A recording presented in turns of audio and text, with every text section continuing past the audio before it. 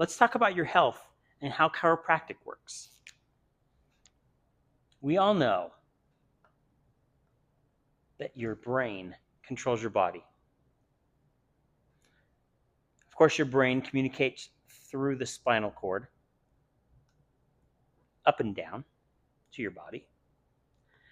And if everything works well, then we get three things.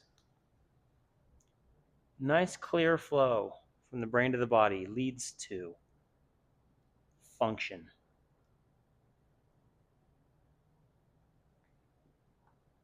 When we have function, we have a state of ease. And when we have a state of ease, we have health. We're healthy. So if this is the normal way, the way the brain and the body are supposed to work, why are we so sick?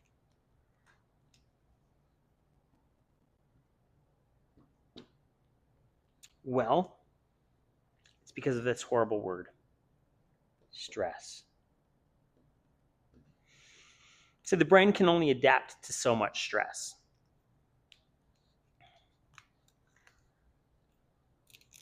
This is your brain's general adaptive potential. Let's just say it's that much. Okay. Now there's three types of stress in your life. There's physical stress. There's chemical stress. And there's emotional stress. Now all of these stresses come together and give you whatever your stress level is on any given day. If in this example, your adaptive potential is greater than your stresses, you're fine. You adapt, you're great, you don't even know you're under stress. But there's those days, when your stress is like this. It's been that day.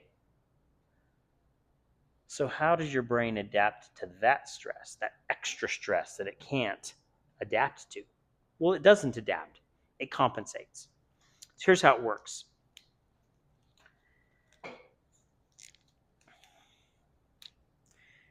Your brain,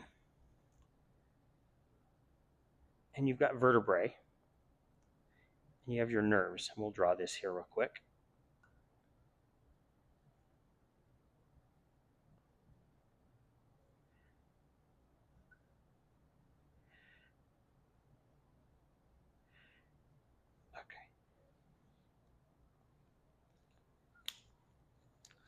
You've got your spinal cord that runs inside your vertebrae.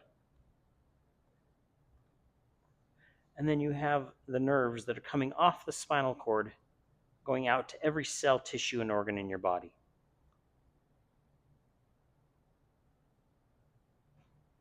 Obviously, there's more than this.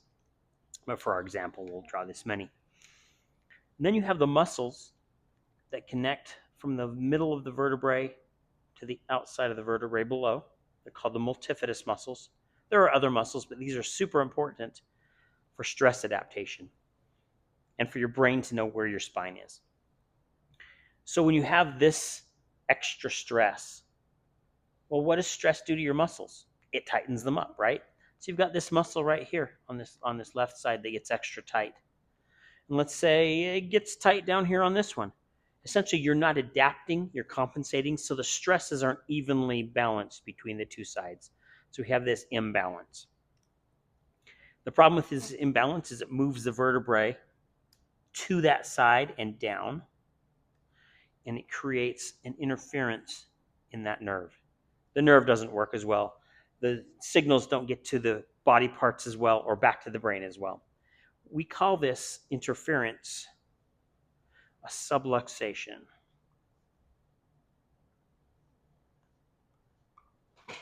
Sub meaning less, and lux meaning light, or less energy. So we have less energy or a decreased flow, to make it really simple, through that nerve. So the brain having decreased flow can't adapt Well, can it keep that function at a high level? Can it keep you in a state of ease and a state of health? Well, obviously not, because we're sick. So what happens is a subluxation leads to a state of malfunction. Now, if that malfunction stays long enough, it leads to a state of dis-ease, or the lack of ease. And that lack of ease leads to ill health. Then and only then do you get your symptoms, right? Your pain, your actual disease, etc. And all of these things, and I can list more, but all of them take time. This subluxation problem isn't like an overnight thing. Your stresses are not an overnight thing. They build and build and build. You have multiple days with too much stress that leads to this and this and this, and then all the way down here. So let's go fix our problem, right?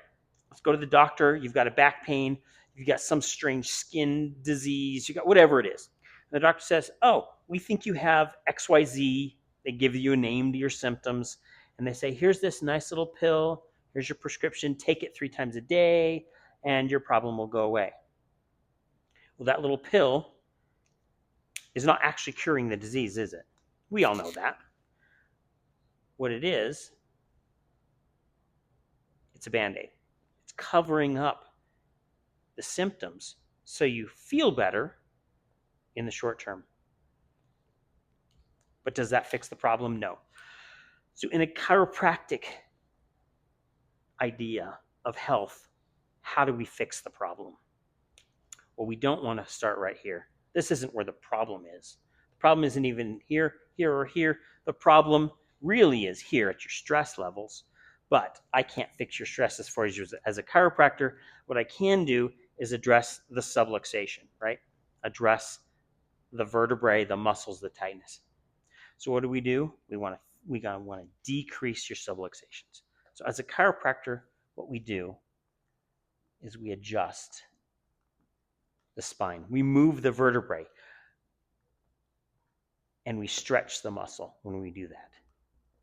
When we do that, there's an actual stimulation from that muscle into the brain, into the prefrontal cortex. Prefrontal cortex is a very important part of the brain to regulate your body. Studies have shown that adjustments directly affect the prefrontal cortex. So when we do that, what are we doing? We're taking you out of this subluxation complex. We're taking you back up through your symptoms. We're allowing your brain to adapt again. Adaptation is the key. The brain suddenly recognizes, hey, there's a problem here, or there's a problem in your heart or your kidneys or whatever, and then the brain can adapt and heal you and take you back up through these phases of ill health, disease, and malfunction, and back over to the side of function, ease, and health. Because the goal isn't just to decrease your pain, it's to make you healthy. It's to make you happy. And it's to allow you to do what you love and love what you do. Any questions?